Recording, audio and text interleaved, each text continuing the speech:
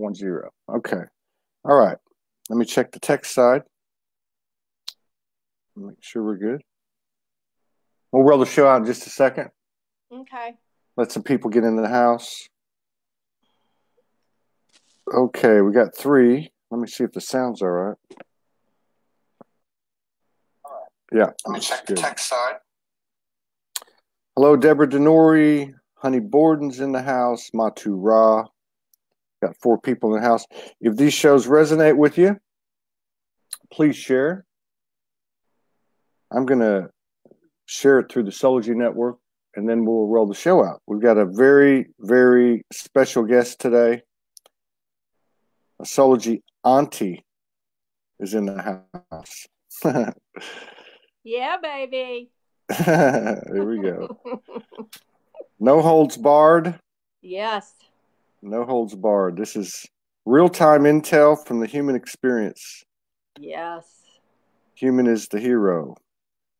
All right. We've got 20 people. They're coming in now. Thank you for doing a watch party, Deborah. Thank you for all your continued love and support, and everybody for all your continued love and support that keeps rolling in every day. We really, really appreciate that very, very much. It allows us to keep doing what we're doing. Yes. As we're all expanding the outer breadth of Mother Creation. There is no owner's manual or how-to. We're now in the time and space where we're actually expanding the Akashic, expanding what we came into this world with. Let me say hello to a few different people here. Raquel Trevino, Iona Hook, Jack Carter, Evie Anastasiati, Belinda Franks, Soraya Williams, Jody Lee's in the house, Trish Riley, Jill Lamb Mayfield from the Hoosier State in Indiana. We got 27 people in the house. Thank you, everybody, for coming in. We've got a really special guest today, someone we just got reacquainted with, because I know that we do a lot of work in the etheric, and prior to that, if we want to use the linear timeline description. Today we've got, in SOULSPEAKS 5D, we've got Kumara Ford, internationally certified life transform coach, galactic, shamanic, activating, sound healing. She does a lot of different stuff. Mm-hmm. So, and we, Morgan and I just met her a few days ago. I think it was on the 28th or 29th. And we had a huge alignment during that period. And she stepped in and, along with a lot of people, supported us, with their love and energy. But we also have a deeper connection, which we're all trying to figure out. Hello, Vera Ingeborg, Patricia Satchwell, Cheryl Miles, Deborah Tucker. So welcome to the show. It's good to see you again. Thank you for sharing space with us and honoring us with your presence, Kumara. Thank you, Todd. I'm excited, Yeah, you're very welcome.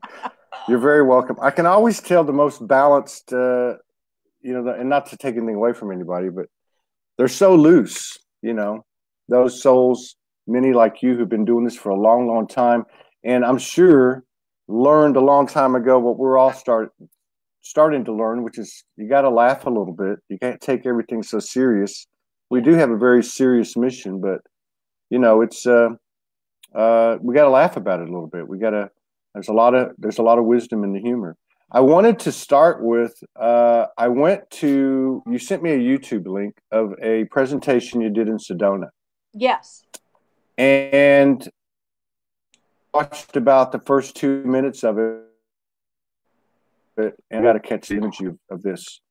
And we watched it, and that's really all we had to see, And I guess what I want to do is go back to that moment, because you started that presentation out with, do you remember? Oh my God, Todd, you're going to put me on the spot. 3D. Well, I mean, you talked about, I'll let you elaborate on it, but the reason I'm saying this is because there's a tremendous number, particularly divine feminine, who have been doing the work for years and years and years, literally. And we've met quite a few. Morgan's in that category. She's been on this track for about 20 years. Mm-hmm. And so many of them, because of the energetic suppression, were afraid to come up or come out. I think everybody's coming into agreement that this is the year that the Divine Feminine expands your throat chakra. This is a platform that supports that. It's a safe place to do it. You started this presentation in Sedona saying, I've waited a long time for this. Many, many lives, planting seeds, teaching people skills and abilities and so on, over and over and over and over and over again, to get to the point where you physically disincarnated and you had to start over again. I thought it was very moving. I thought the energy of it was very accurate of what I'm describing about your sisterhood that's stepping up now. So I didn't mean to put you on the spot, but I'm handing the hot potato off to you now. Okay. All right.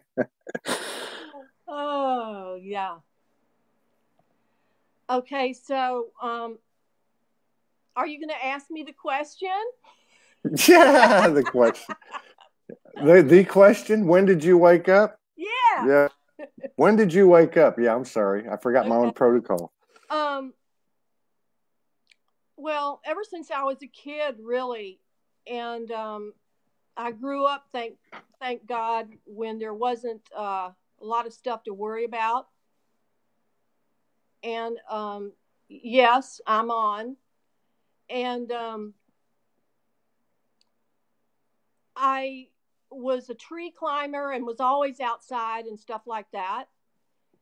And my sister and I used to sneak out when we were supposed to be taking a nap. We'd put our doll trunks in the azalea bushes and go out, and we would go catch wild birds and bring them home. We wanted birds. So we were always doing things like that. And then when I was 14, I went to California with my girlfriend and her dad. And I was a competitive swimmer, quite the hot shot. And I thought it'd be fun to swim out in the ocean and see how far I could get. And I got so far out, I couldn't see the beach. And I all of a sudden realized I didn't have the strength to swim all the way back. And when I had that thought, this huge wave came out of nowhere. And just out of instinct, I sucked in a huge breath of air and went under with the wave. And then I started having flashbacks of my whole life and everything. And I realized I was getting ready to die. And I thought I was kind of young to die, but I couldn't do anything. But the message that I got was that this life, the only thing important about this life was love. And that was like how much you loved and loving other people and having, that love returned. And when I couldn't hold my breath anymore, I suddenly felt something, and that one wave had carried me all the way back to the beach. Wow. So I've never been quite the same since.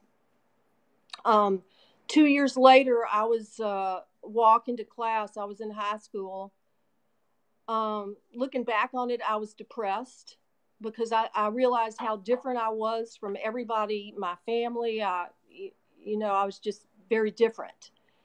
And I was interested in spiritual things, metaphysical things. And in the South, that was not a big draw, so to speak. And I suddenly left my body and I went back into a home dimension with my family, who were these huge light beings. And so I was just like, oh, thank God, I'm home. And we communicated telepathically for a while. And then they kind of broke it to me that I had to go back, that I had work to do. So I was actually snapped back into my body. So my body had just been circling this big hallway for about 10 minutes, probably. Wow. Yeah. And now these beings, I mean, what did they look like, your family? Were they gold, blue? They were huge plasma-like beings. Okay. Where you could see through them. Okay. Now, have you continued? I know you're very connected to, we'll just call it infinite intelligence and all the faces of infinite intelligence. Mm-hmm. Have you continued to communicate specifically with that soul family, with those plasma beings? I can't say specifically with them, but I found out. I found out my origins. I found out my origins in 2000. So, uh, yeah, I found out where I come from and, what I'm doing and things like that. Yeah.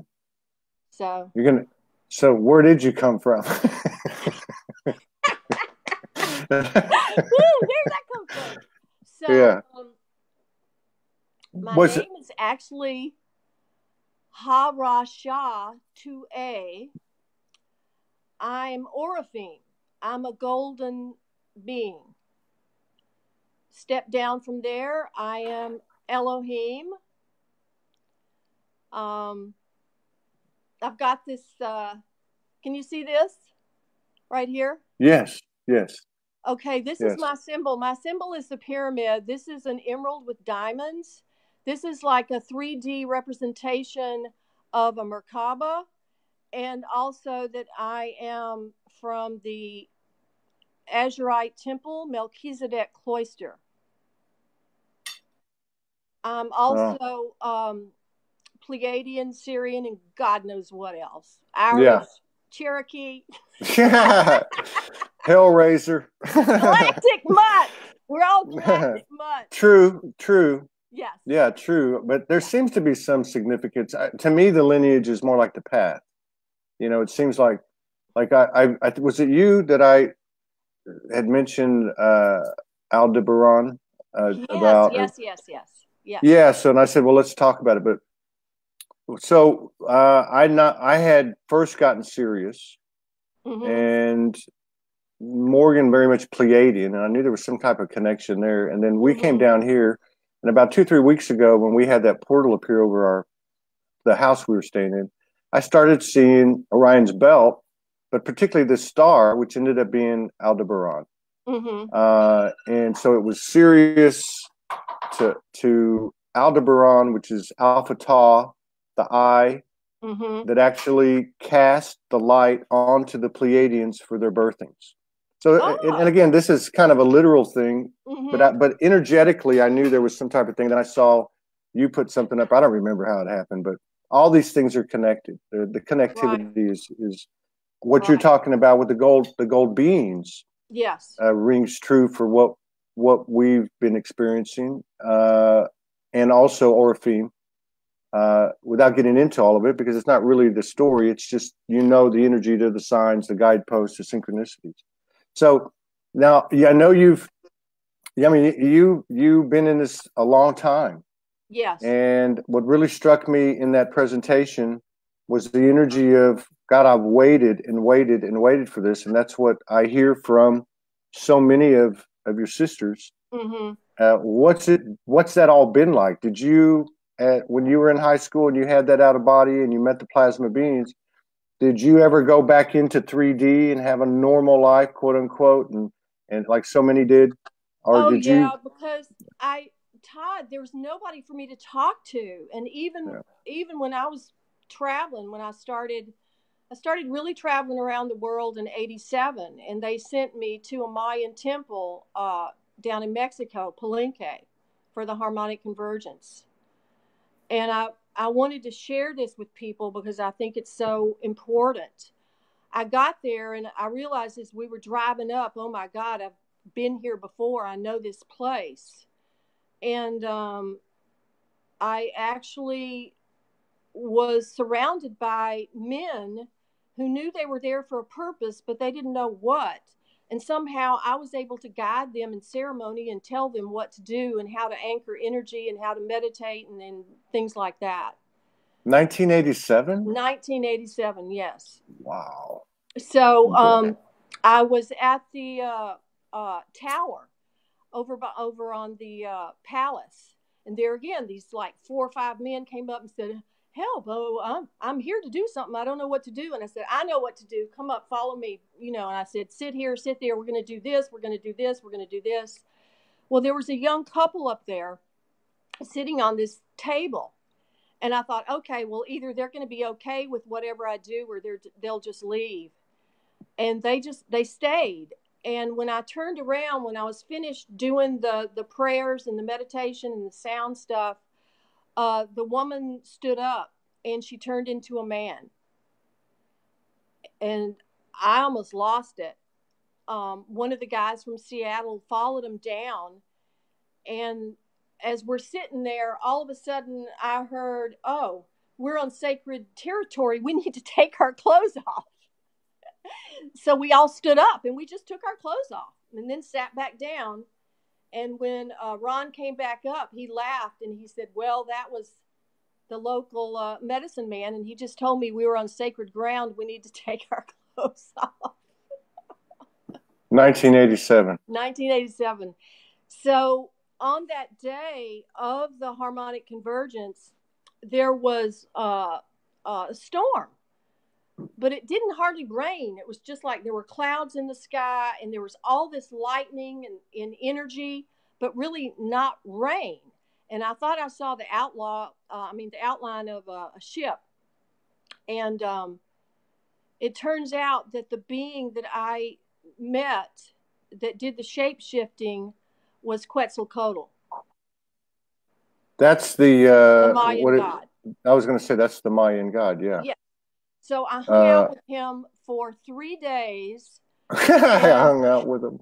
Yeah, he's taking me through the jungle and explaining things. And basically what they did is they actually took me into the 5th dimension for 3 days. So wow. I got to experience no space, no time.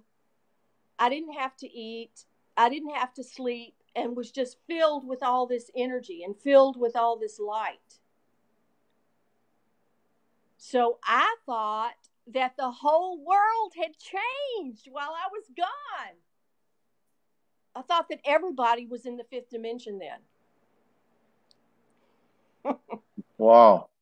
So as it turns out, Quetzalcoatl told me, no, there's not just one ship here. There's 5 Pleiadian light ships.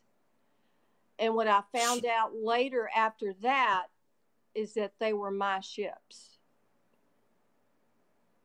So like your home, basically. So when he took you into the 5th dimension, you were on a ship, do you think? No, I mean, I was just walking around just like we are right now. Okay. But it was just the energetics of it. It's the energy and everything around us had shifted. It was a higher frequency. Yeah. And so the significance at that time was that there wasn't just one ship, there was 5 Pleiadian ships. Yes. Did he talk much about because there is a lot written in a lot of the Aboriginal and indigenous primitive oral histories and such as well about the relationship between the early civilizations or the indigenous civilizations and the Pleiadians specifically? He really didn't. It was more personal for me. Mm-hmm. And I got to ask him questions. He had an infinity symbol, a red infinity symbol over his third eye, like the rune for transformation. And so I asked him about that, and he said, well, it means my third eye is totally open. And I said, okay, what does that mean? And he said, well, it means I can see things and hear things and do things that ordinary humans can't do. So he was taking me through the jungle and showing me where the king and queen used to bathe and all these different, telling me about the geographical location of Palenque itself. Okay. So wow. I kept doing ceremonies with these men. These men would show up, and I did another ceremony on the Temple of Inscriptions. I did sound work up on the Temple of Inscriptions, and there was a guard who was wanting me to quiet down, and of course I kept right on going. So it's like So everything I do in a situation like that is totally spontaneous and totally guided. yeah. So I don't know what's going to happen. I just show up and listen.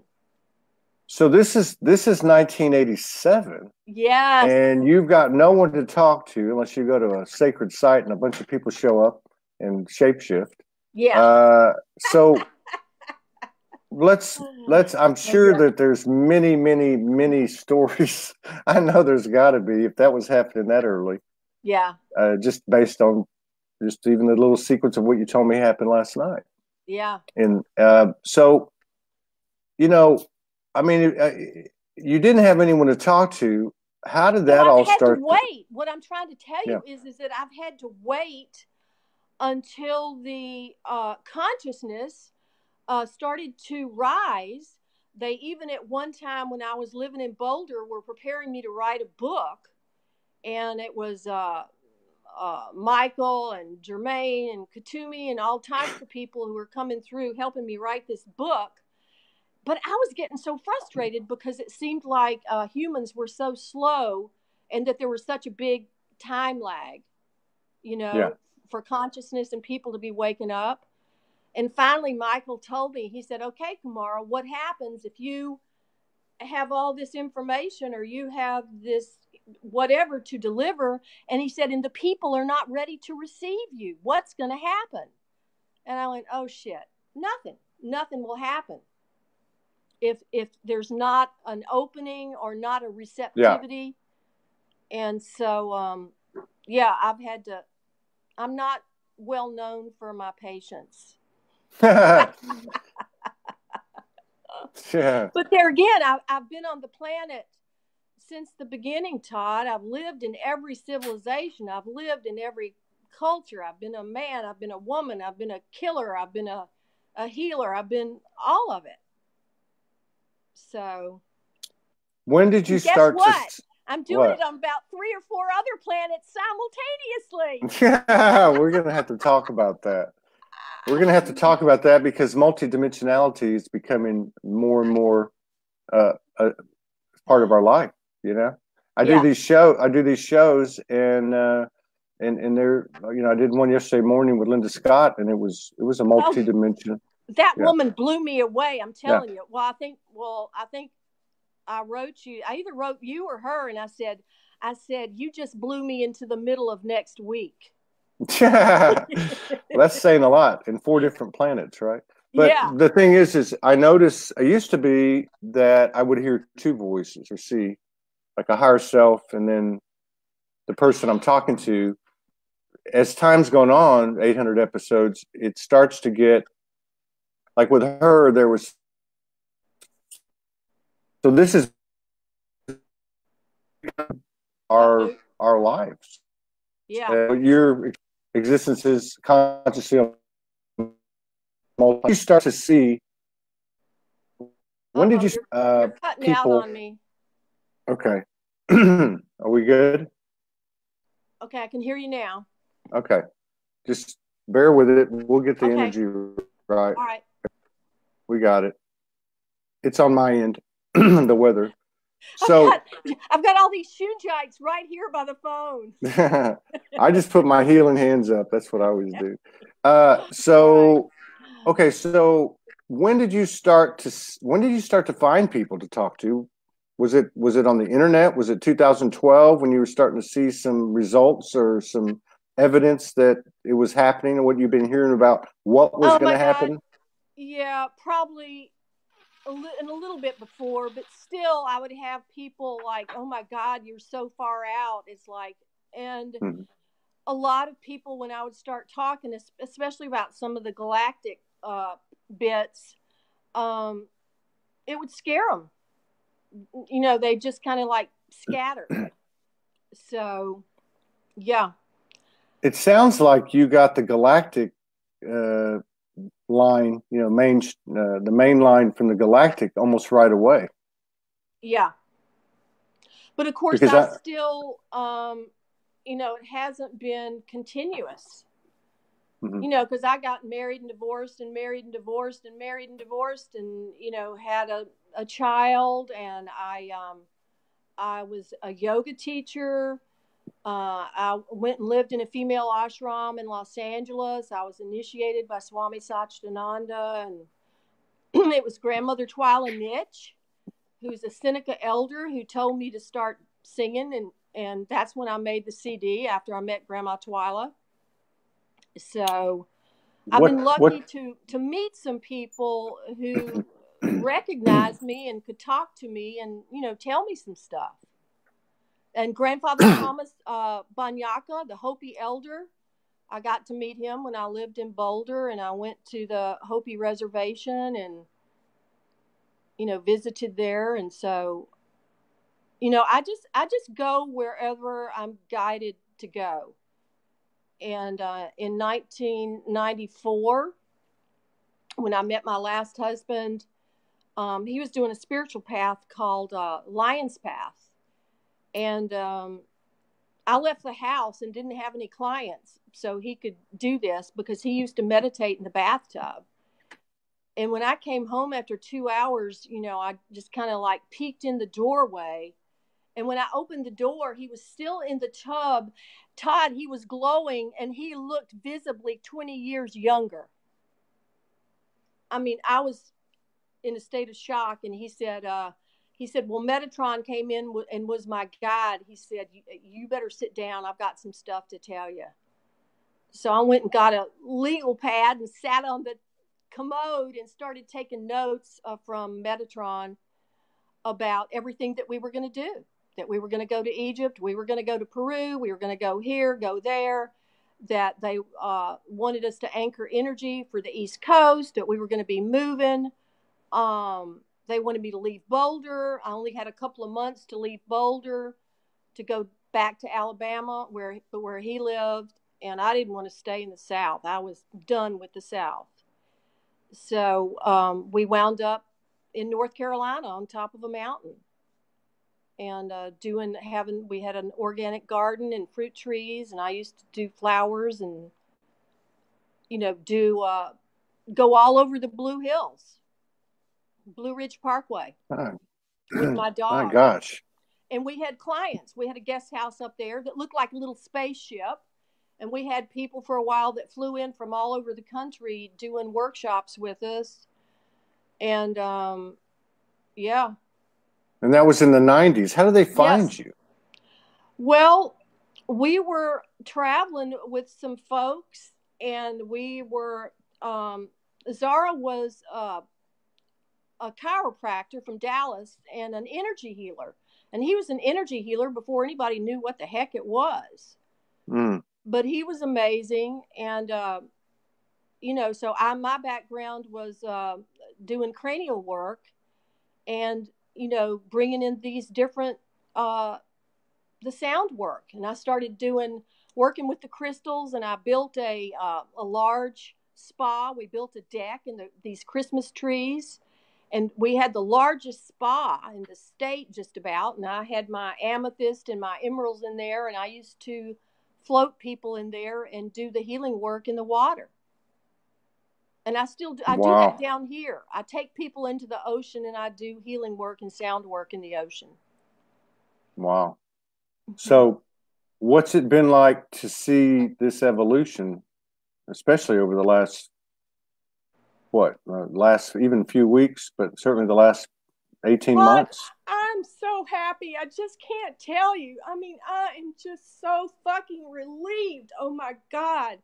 It's like I feel like we've turned a corner, and it's happening, man. It is happening finally. Yes, it's happening. I mean, they're taking me to other dimensions and other planets, and I'm working with these councils, and I don't know what the hell I'm going to be doing. So I'm just open. I just ask every night, and somebody comes and says, "Okay, Kumara, you ready to go?" And I say, "Okay, where are we going?"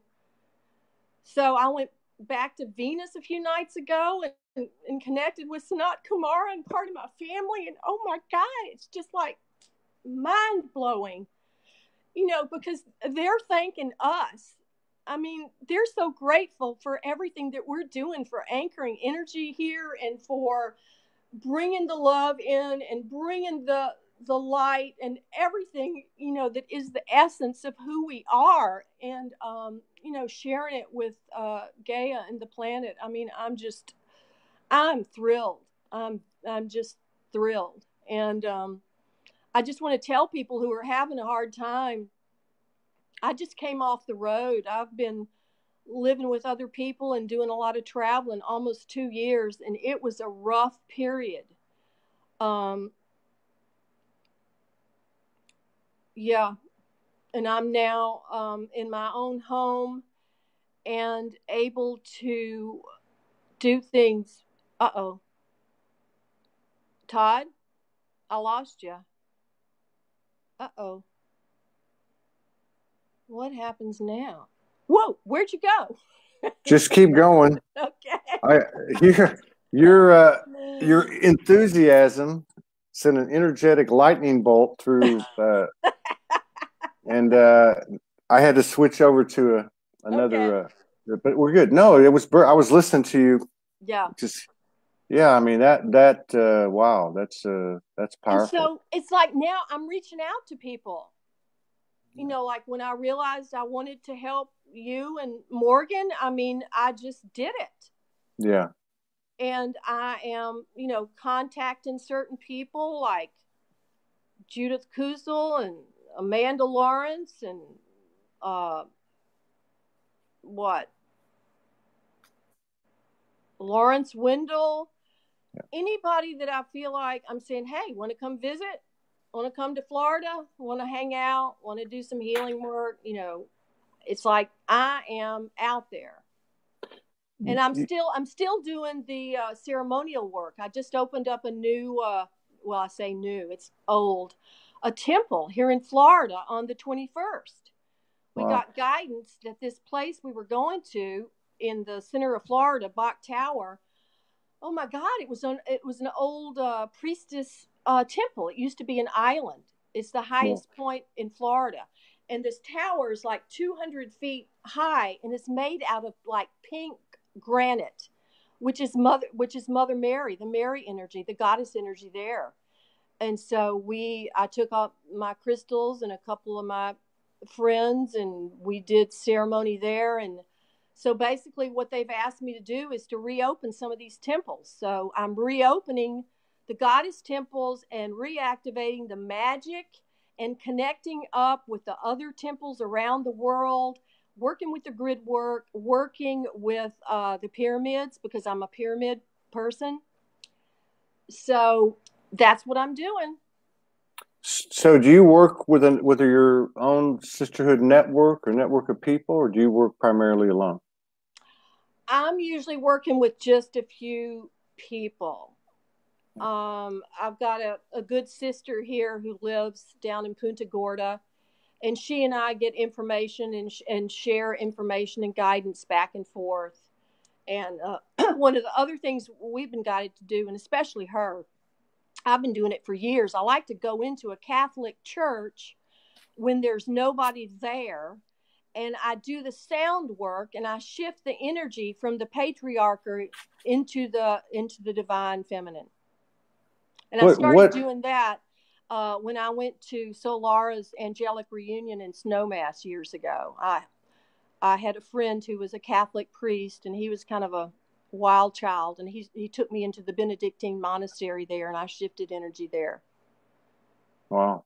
So just whatever comes What up. type? What type of? Because I've not heard the CD. What type of sound healing do you do?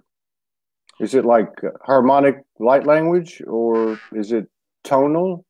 It's more tonal. It's more singing. It's more Native American, and different things come in. Yeah. Different. I never know exactly what's gonna come in, but some of the other stuff that I was guided to do a couple of years ago in August of 2017, you know, when they were having the big eclipse, it was going to start at the West Coast and go Yes, I east. remember that. I was in Utah on a mountain when that happened. Yeah. Well, me and two of my sisters were guided to open up a passageway up in New York, and we went to the capital of New York in Albany, which has a reflecting pool and this wonderful sculpture called the Eye of Horus. And so I took my Vogel crystals and did sound work and blew out the lawmakers in the Capitol to shift the energy there. And what we didn't know at the time was that somebody heard my voice. My voice went so high, they called the police.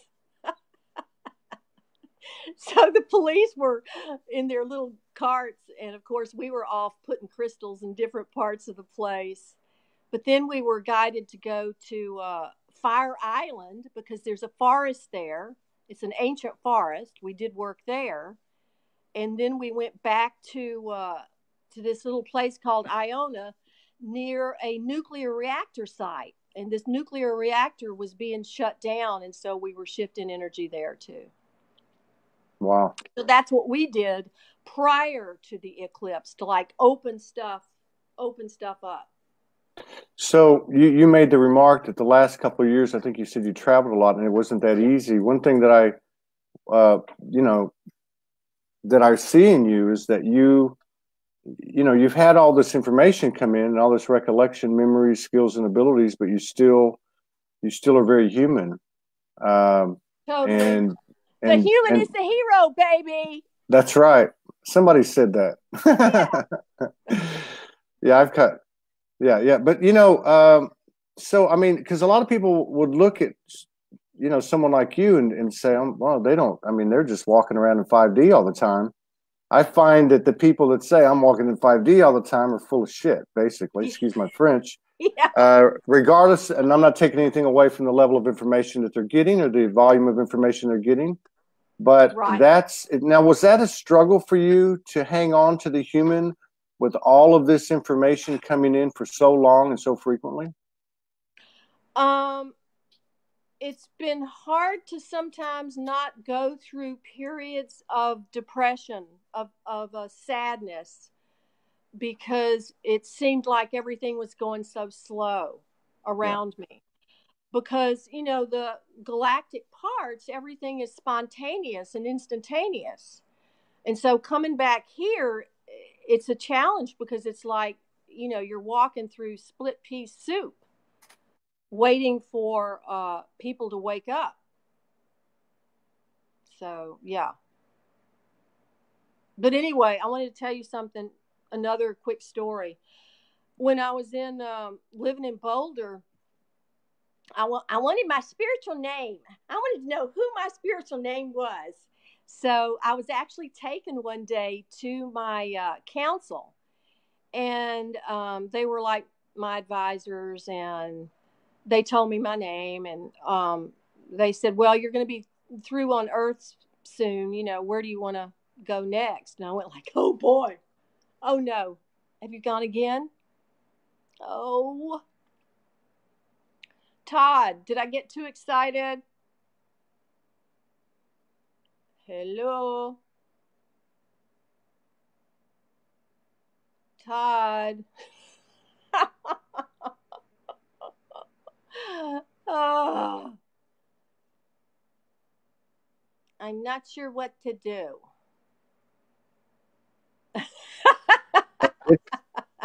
You know what? What? This might be, I don't know. I got knocked off, and then I looked down, and somebody said, Lisa Transcendence Brown said that. I've had her on the show 4 times. Oh, yeah. I'm actually the one that said human is the hero. And the reason I'm saying that is because she doesn't totally agree with me. Yeah. But I believe the human is the hero. But so, I do too, Todd. Yeah. But I think, and the reason I'm asking you is because I've seen there's more realness, and I'm not trying to compare anybody or anything. I'm just trying to say what seems to work. For instance, on this show for 800 episodes, we had these people come in and they channel and they get transmissions and they, downloads and they have this information and they can do this and they get that. But to me, the most powerful activations in the exchange of soul code has been all of that information going into the human, so to speak, and the human just being human and talking about it. And Yes. so when I see someone like you, it really gives me a lot of validation. And I just want to stress to people that that's where the gold is, because the more balanced you can be with it, it seems, looking at people like you, I'm not saying I'm a living proof, but it just seems that's where the balance is. That's where the magic is. That's where the power is, because we spend so much time like, get me out of here. Yeah. I want to go home and all that stuff. Yeah. But yeah, so I mean, these are powerful stories. Well, that and I you're want to relaying. hear that too, but my God, I'm happy to be here now because things are finally amping up. So to me, and I don't have a lot of physical issues. So what I've had to go through has been more mental and emotional. Uh-oh, you're frozen. Todd, come back. Uh, uh-oh.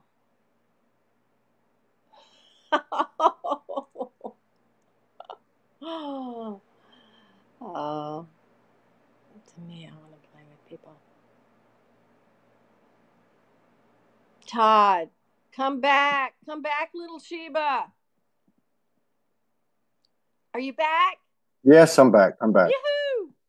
I'll always keep coming back. It's one thing And about to me, I want to play with people now. Yeah. You know, I want to create. Yes. I want to have partnerships, and I want to just do the mission.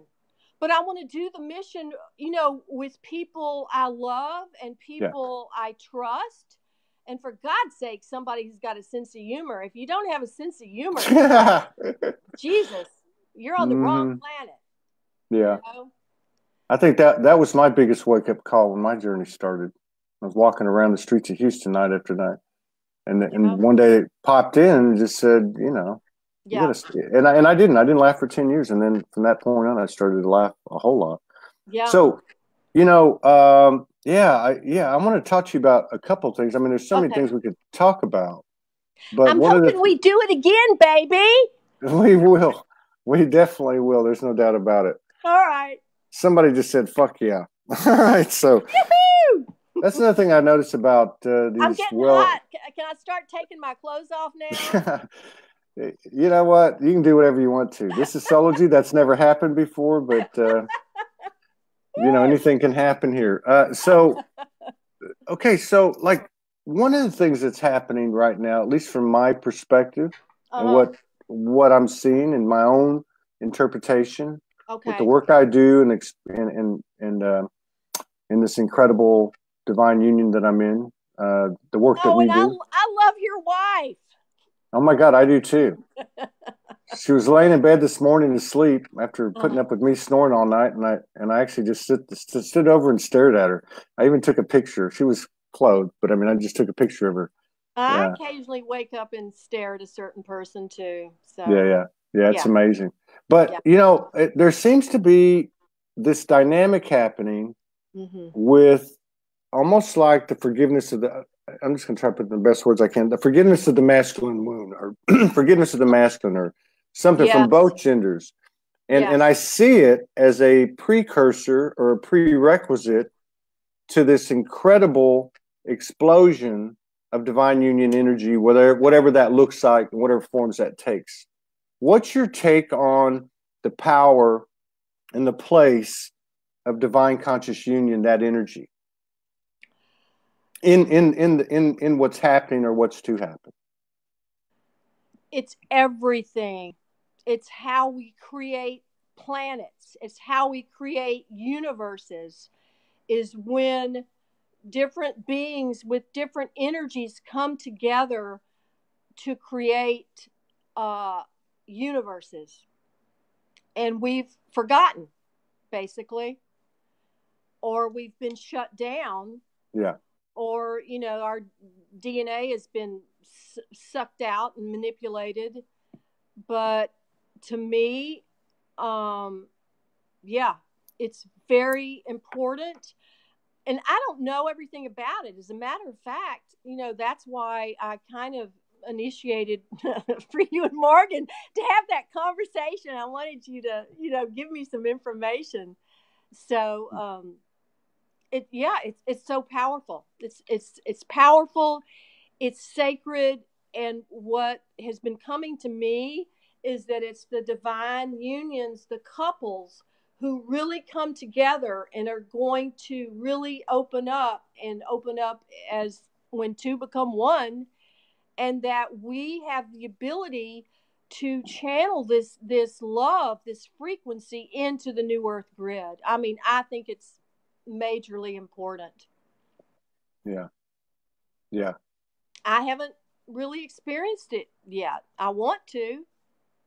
And as a matter of fact, they were coming to me in December saying, okay, it's a new year. What do you want? And I said, oh, I want this. I want this. I want this. I want to bilocate. I want to teleport. I want to manifest. I want to have my divine partner, da, da, da, da, da, da. And they go, are you finished? And I said, no, I've got another list. So what did they say? What did they say when you were finished? They said, why did we ask you that? they had already told me I was going to get my powers back. And that was back in Boulder in 90. So I've been waiting since then. But there again, it's like there was part of me that was shut down. I mean, my heart, because I kept trying to talk to people or commune with people, and they didn't get where I was coming from. Yeah. What I was trying to, bring forward. So it's like when you get rebuffed so many times, you kind of creates, I could see where that would lend to doubt and, getting tired of it and, all that. Yeah. But it seems to be lifting. There seems to be more continuity, cohesiveness, more parts of the grid lighting up. Oh, yeah. One of the things, that I guess I don't agree with is these, because we all get intel, we all get, we all receive, we're all pieces of the puzzle. But when I hear people say, oh, it's going to be 2020 or it's going to be 2029, or I don't buy that. I think this thing is moving very fast. And it could be as quick as your trip to Mexico when you jumped into the 5D, Yeah. And I'm with you. I think we've turned some corners, but some very prominent significant corner has been turned. And maybe it coincided with the solstice of January 1st, because it's been like warp speed since then. Yeah. Well, and a lot happened for me just since you and Morgan went ahead and did the talk. I mean, when was that? Tuesday? This is Friday? That was the talk, the Divine Union with a hint of sacred sexuality and Harriet Scammos. Yeah. Yes. That talk. Yeah, that talk. Yeah. So what's happened? And you know what? We actually have Mick Rogers coming on later today. Oh, I like him. I heard your interview with him too. I liked him too. Yeah, that was an amazing. He was straight higher self in that to me, and that was another multidimensional experience for me. But he said the same thing. We're both close friends with him, and he said something happened since that. So, like as an example, what's happened to you since that's occurred? Because I see this. What's happening here? The work I do. It's not about the words, it's the energy. It's just being exposed to, like we're being exposed to you, and people's soul codes are opening up and being activated just by hearing your frequency, not the words so much. But what's happened to you in the last few days? Oh my God. Well, I'm continuing, like I said, I'm going out at night. I'm meeting with, the Syrians, the Andromedans, and I'm getting guidance about how to interface between the galactics and bringing that information and bringing the energy back here. And also I wanted to tell some people that we were contacted a few months ago by some inner earth beings who wanted us to help people go from the surface earth into the inner earth. And at first I was all excited about it. I really liked it. And then this one being, a female being, I can't remember her name, she started talking about segregating surface Earth beings from the inner Earth beings. And she even said that my partner's frequency was higher than mine and that they wanted him to be somewhere else. And I just went, no, no, no, no, no. They felt like the Earth beings were going to contaminate their society because our vibrations were not, high enough or good enough or whatever. So we actually turned down that offer. Yeah.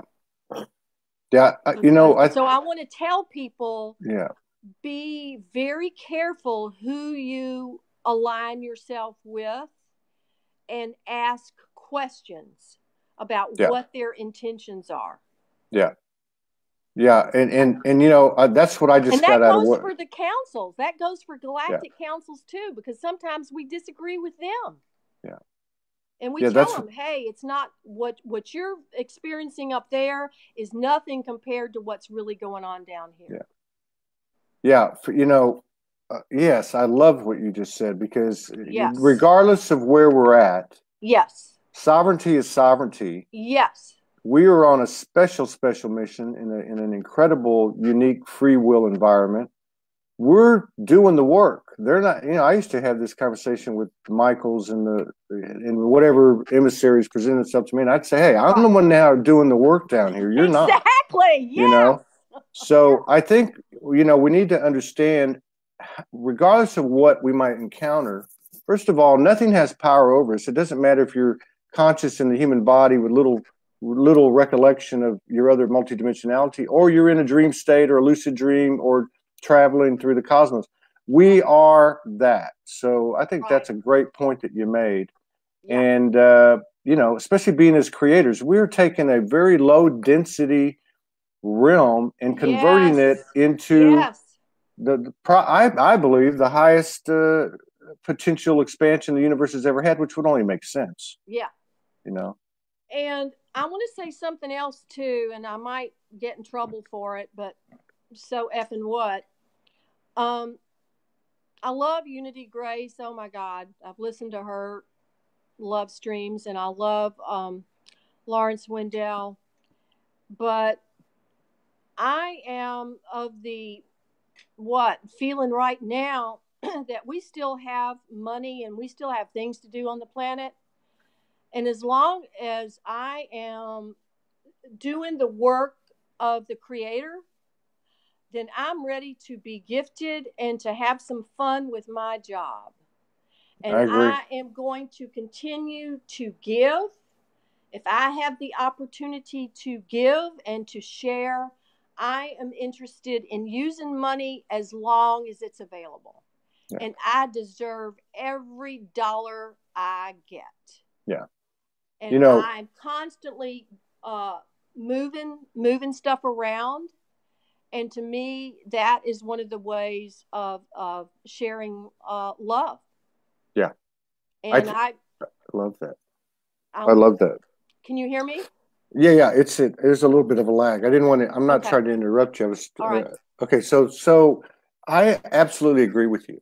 Yeah. One thing I've learned hanging around your sister over here is that we're transformers. Yes. We cannot divorce ourselves from any aspect of the universe. And at the same time, in this realm, which things have taken on what we might consider a lower vibration, we have an opportunity to transform them into an incredible, positive, high vibration. So these are resources. Yes. And so I get what you're saying. Use every resource at my my little fingertips, I'm going to use it. Yeah. And on the note of money, this past summer, I was in Houston doing shadow work mostly. And the art, Morgan and I had the Divine Conscious Union ceremony, and then we separated for a little bit, for legal reasons or whatever, visa reasons. But she had heard, it's 5:55 in New York right now, but she had heard he's got to go take care of this stuff. So that's what I was doing anyway. I don't even know why I got in that. But the Arcturians came in. Yeah. And I've been getting into Soulogy stuff for most of 7 years. And I didn't understand it all. So it started to make, they came in and they said 5D commerce. And I said, what is that? They said, and basically essentially what they were saying is you're part of a team, Soulogy is, that's going to transform commerce. And so I didn't see it as the elimination of anything. Yeah. I saw it as a transformation, and it was based on the honor system. Nobody's making you do it like taxes or anything. It's based on paying it forward and gifting. Yes. You know? Yes. And so what I got out of it was, wow, so what if you had a society where everybody gifts something? That's non-taxable. You know? You gift it, you pay it forward, and what you're talking about is being able to use that, just like supporting Soulogy the other day. That comes back. And I don't understand. Tell you how good that felt? How good it felt for me after the last few years of kind of, being kind of a what? Well, I'm gypsy. I've been gypsy for years. But to be able to do something like that, I mean, I got so much joy. I mean, just pure joy and pure pleasure. So I really want to encourage the audience. I mean, my God, people, if you can just afford $5 or $10, give it. Give it, give it, give it. It's very important. I wanted to finish this story. They put me through initiation, whatever the heck you call it, back in March. And it was like the male and the female, the divine masculine and feminine coming together. And when they did that, they said, okay, now you're a walking portal. And what I was told was that God was the source of all, God, creator, whatever you want to call it. And I went, oh my God, God is the source of all. So it's like that has been bubbling inside of me. And now that's where, if you can get to that point of realization that God or the creator is the source of all, then you're going to be gifted, because we are doing this work and it's so important, and they want to gift us. So we got to get out of our heads about, money is the root of all evil and blah, blah, blah, blah, blah, blah. Because, okay, I hate to say it, but money's paying my rent and buying my groceries right now. Yeah. And, helping Soulogy. And it's important. Yeah. But for us to love it and to allow it and to invite it and not judge it and criticize it and be afraid to, don't be afraid to receive. And God is the source of all. It's God that's given anyway. Yeah, it's all the same thing. It's all the same energy. Yes. So and I see that, because I rebelled like many people when they woke up, and I came out spitting, hellfire. Yes. 9/11 and all that stuff. But the thing is, we're not so much breaking a matrix down as transforming it, is how I would see it. So if I look at my own situation with certain ruleless rules and lawless laws, I say to myself, how are you going to contribute to the transformation of that system or paradigm?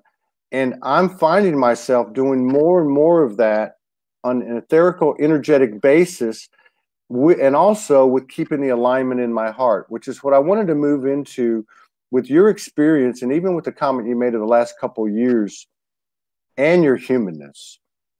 Can you give me your perspective on manifestation, materialization, creation? I'm starting to see and understand that you hold this space in your heart.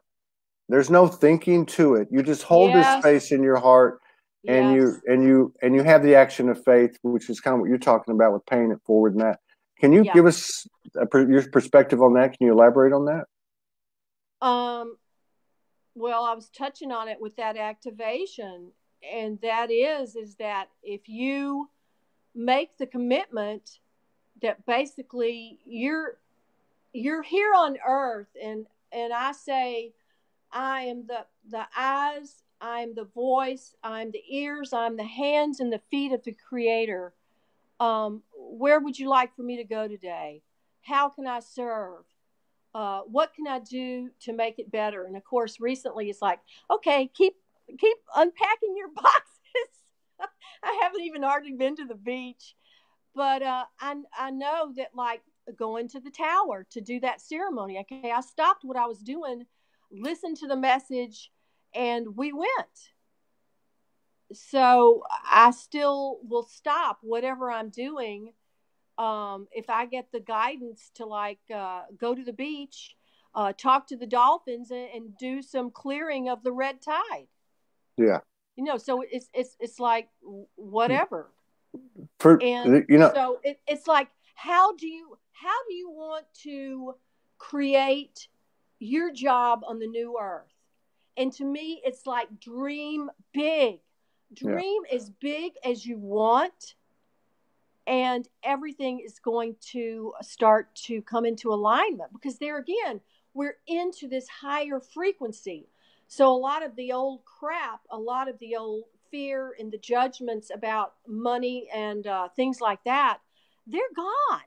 Yeah. I mean, so if you're holding on to that shit, that you're a victim, Yeah. or you don't deserve money, or you don't deserve to be happy or fulfilled or whatever, you're hanging on to 3D.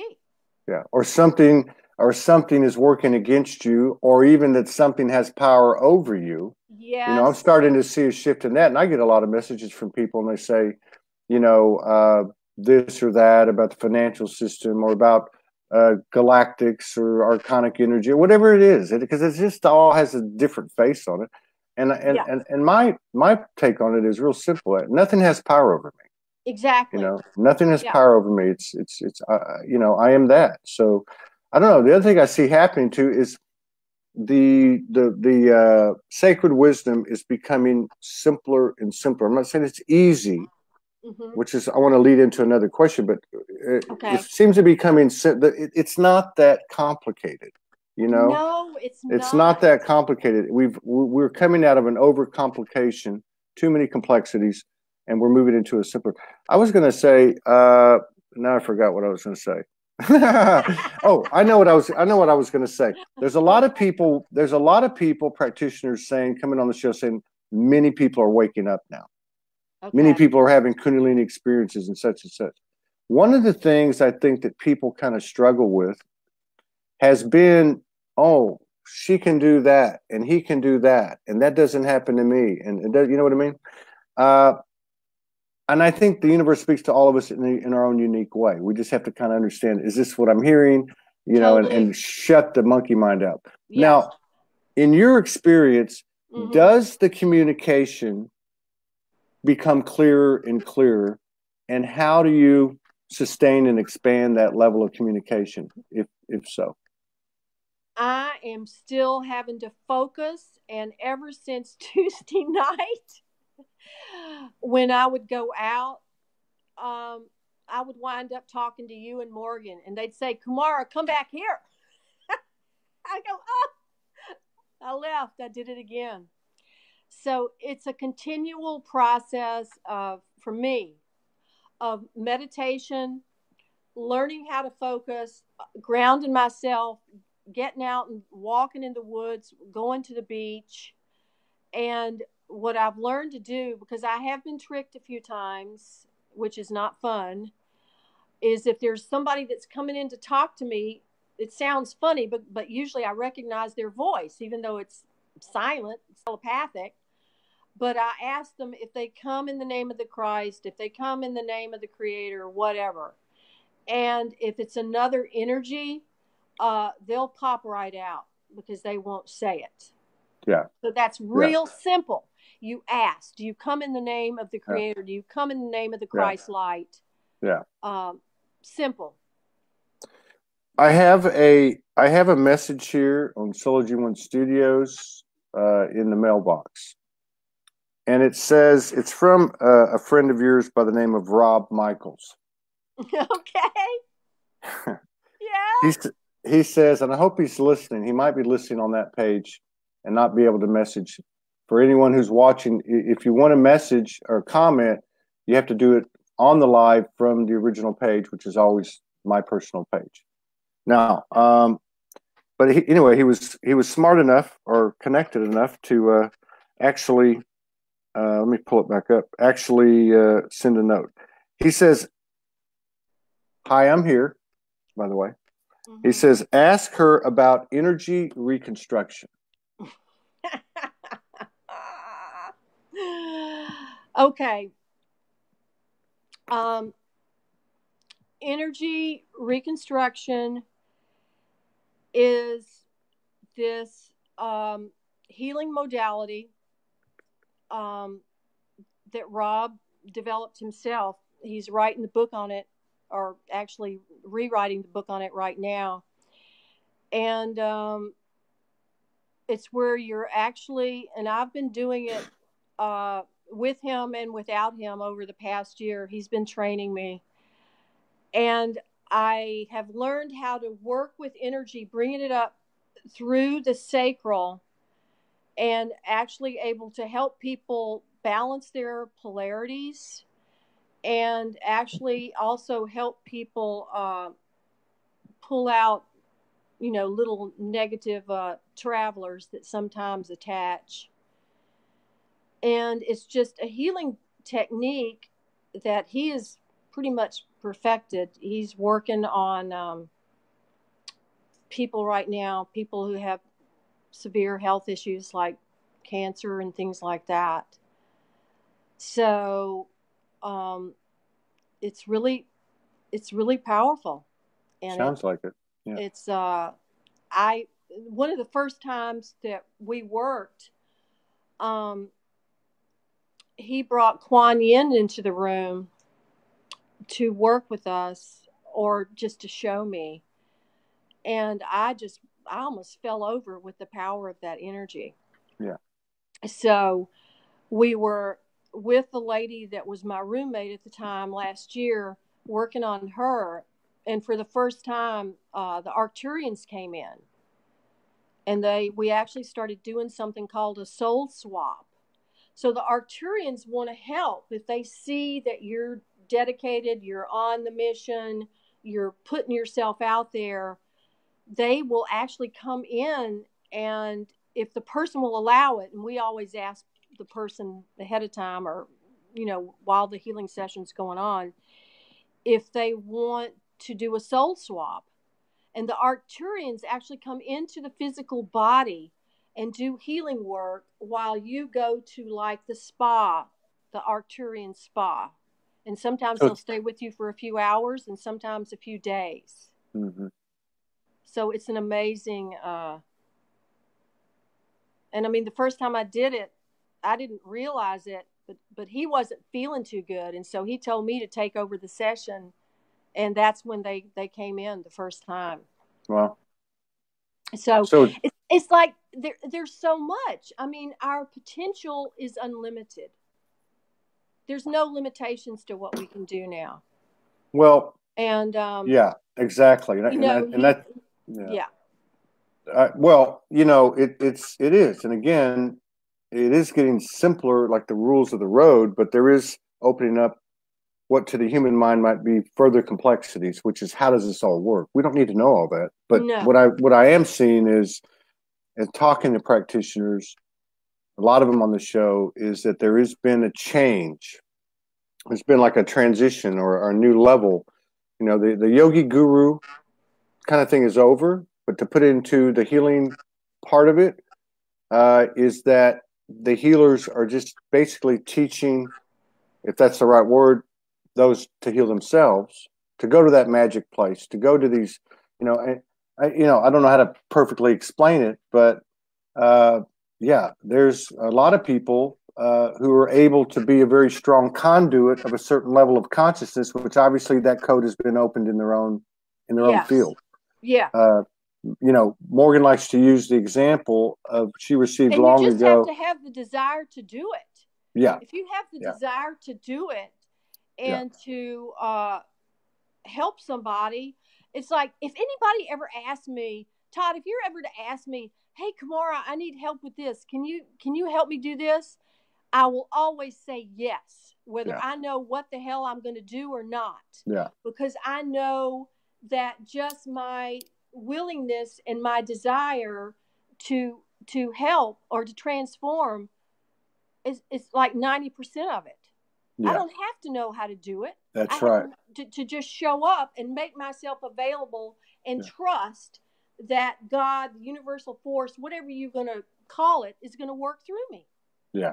Because that's the agreement. That's what I've agreed to do. That reminds me of what you said about the spontaneous rituals and ceremonies, because I know I was disengaged the first 2 years when I woke up, just being in a semi, by human terms, homeless state, walking around a lot. But it reminds me of what you said, the same type of energy, in that I did have the desire, and these spontaneous rituals would come up out of nowhere. And so part of me thought, oh, you're a little crazy, but there was a part of me that was effective, and actually it worked. And I think that's the type of energy you're talking about. You bring your desire to the table, to the party, and somehow or another, the recipient aligns with that intention, that pure intention of unconditional love and commitment to growth, basically. Yeah. And something alchemical, magical happens. Yeah. And we're seeing more of that. You're seeing more people talking about what we might have termed supernatural things, or maybe it's hitting the mainstream. I had a remarkable show with Marita Shashan out of Israel 3 or 4 weeks ago, and like you've been doing this for 20 some odd years, quietly. And she says, remarkably, 6 months ago, catching one of these shows, she said, "Oh my God, I thought I was alone. All this time I thought I was alone." So the power of the connectivity of people, finding people, is in itself creating a more powerful mirror, I think, and more confidence in what we're actually receiving. Yeah. Yeah. I think it'd be probably really interesting if you had Rob on the show. I don't think I can really do it justice, but all I know is I've watched people. I mean, and when I've worked on it, see, he's totally, he's a medical intuitive. He's clairvoyant, clairaudient, da da da da da da da da, and I'm still like the little the little dog. You're an orphan. You're an orphan. You don't have to. Yeah, it's just so. But, can you broker that deal for us? Can you broker that deal? We could do that as soon as we could. And there again, I love to see the guys, coming on and talking about what they're doing, and it's important. It's very important. It's very important, and I think the more of the sisters. I have a brother over in the UK who wants to come on too. Oh, well, let's do it. And he's one of my Ra brothers, my two Ra. He's watching. Let's do it. Let's do it. Yeah. I want to get the men out there. I want the men to be able to meet each other and talk and before we get any further, did you see the logo I sent you along with the Sedona video? Let me see here. I saw Love Life Tribe. Hang on, let me. Okay. These 3D things are hard as hell to do. I don't know why. You're a master. I can't even. Come on now. Okay, let's see here. Where are we at here? What does it say? My energy is balls to the wall. Oh, I'm sorry. I wasn't supposed to share that. That was you. Love Life Tribe. Yeah. Actually, I could probably pull this up. Okay. I think. I want to tell you about that if we still have time. Let me see. Yeah, we got about 10 minutes. We're good. All right. No, I can't. I'll have to work on that. Next time we do a show, we'll pull it up. Okay. I'll pull it up on that. So this is when I took a 2-year training class to become a, certified coach, which of course I've been doing for millennial lifetimes. I don't know why I needed a certification, but damn, I got one. Uh-huh.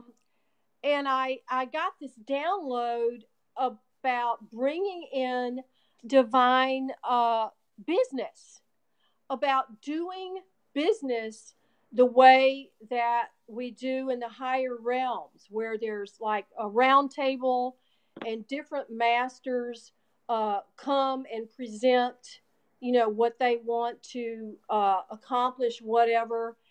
And the Love Life Tribe was the baby of that.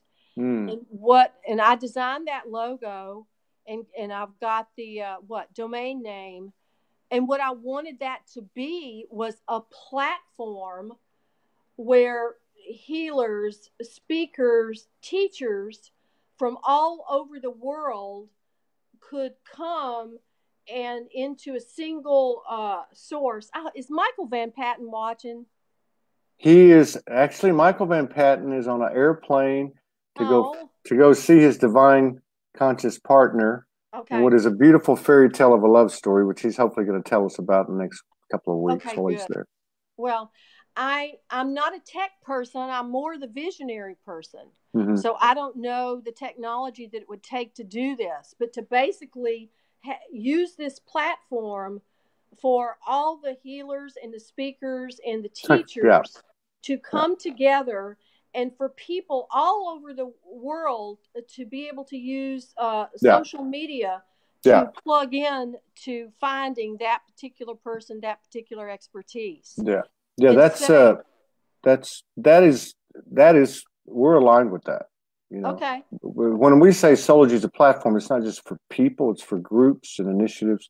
But and that's what we haven't talked about it in a while. We have a really important meeting tomorrow, but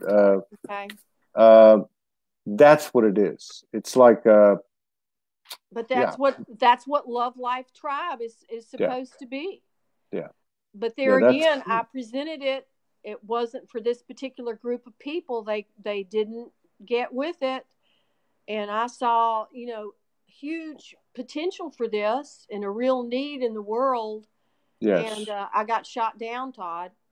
Well, they couldn't go. They said, "Well, what's in it for me? How much am I going to make?" But see, that's got to go. I think and there's other people, Vera Ingeborg and Augusti, her partner, over in the Netherlands. They've got something very similar, and I see it all kind of coming together. Morgan and I have been watching all this, saying, "Okay, it's going to happen, but it's going to happen the 5D way." Meaning that we can't plan it. Yeah, it just will align. It will come together. Right. And the other thing, the information down from 5D and above. Yeah. Talking to people who were still more 3, 4D, and they just couldn't handle it. Yeah, it's interesting too, because I don't have a lot of. Well, I haven't. I'm going to say maybe I'm just underestimating. I haven't had a lot of recollection of galactic meetings and this and that, but I did have a series of them around the time with the Arcturians, and it was like that. And I literally saw myself holding like a clipboard and presented, and then I'm standing outside the door, like, wanting to see what their decision was. I remember that very distinctly. So that is I think an important aspect of what I've learned the hard way at times is to hear everybody, right? Morgan came up with this what we call a 5D meeting. And so what we'll do is we'll get the 4 or 5 or 6 people together, pick one proxy who will go and be the eyes and ears. We'll call in all the higher selves, call in all the multidimensional aspects, and have a meeting at a 5D level, which is a lot like our personal, individual, that we all do, communications with the universal, So, I've always felt like whatever it's going to take, it's not what we've done before. That would only make sense. It would only make sense. So, I think there's a lot of alignment with what you're talking about with Love Life. And I think also that if you can broker the deal with Rob and your other brother, we're actually booking as much as we can through Monday, because we don't know what's going to happen after Monday. So anytime we have a little stability, we book as much as we can. So, and what's today? Today's Friday. Today's Friday. Okay. We're going to give it hell through the end of the fourth, and know that something else will appear at that time, and we can do it again. But right now, we can only work with what we can see, as far as we can see, which is like, and let's end with that one. Okay. So, what is okay? We can't see beyond a day or two or a week ahead of us. It seems like we're being, I hate to use the word forced, but we're being put into this space where it's all about the now, beyond the cliches of the new age and all that stuff. It's now. It's like being totally present in the present moment with no guarantees of tomorrow, really no existence of tomorrow. Has this been something you've been experiencing? Is it something that you're seeing come into play for us now collectively? What's your individual experience been like? Yes. And I just want to tell you, I was shown probably 15 years ago or more, that we were going to go in through a phase where we would use computers, and I was really lagging because I'm not that techie, but that computers and then social media were just a really primitive platform to propel us into communicating telepathically. Yes, I agree with Okay. that.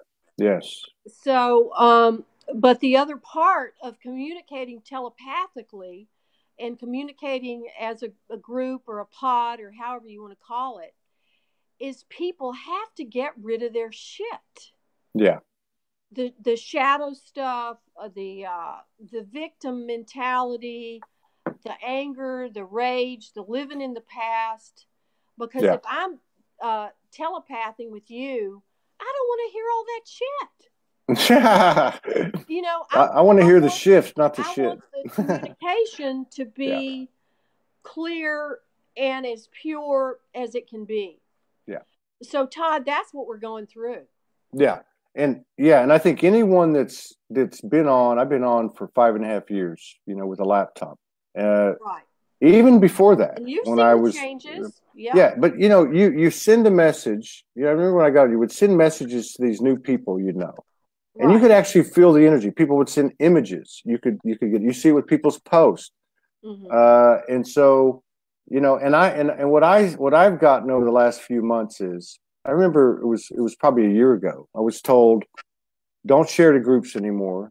Don't tag a bunch of people. You need to understand that it doesn't matter if you're in front of the whole world, or it's just you in the universe in a room by yourself. Whatever you put out there is felt through the entire grid. Yeah. And so, I'm getting huge double whammy validation here. Here we go. I don't do this much, but let's see. So it's the sisters, and they're singing. Wow.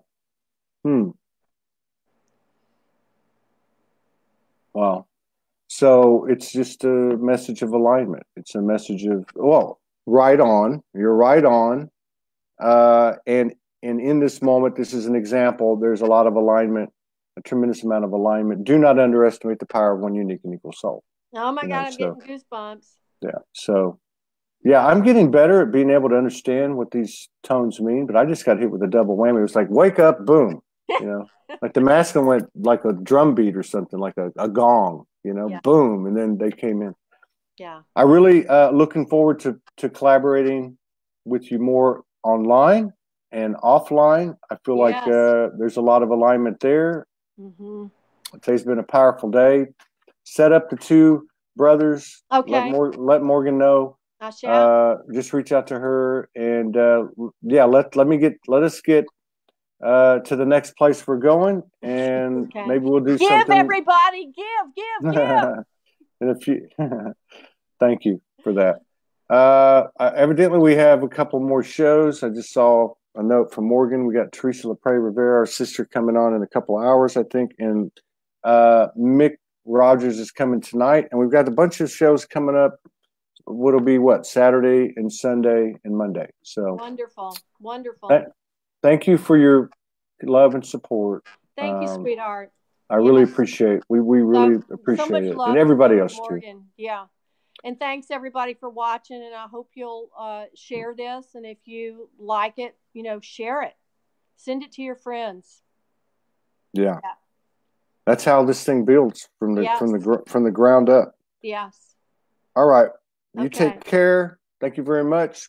See you soon. Too. Talk to you soon. Love you. Love you too. You guys take care. Thank you for coming in today. We'll see you in a couple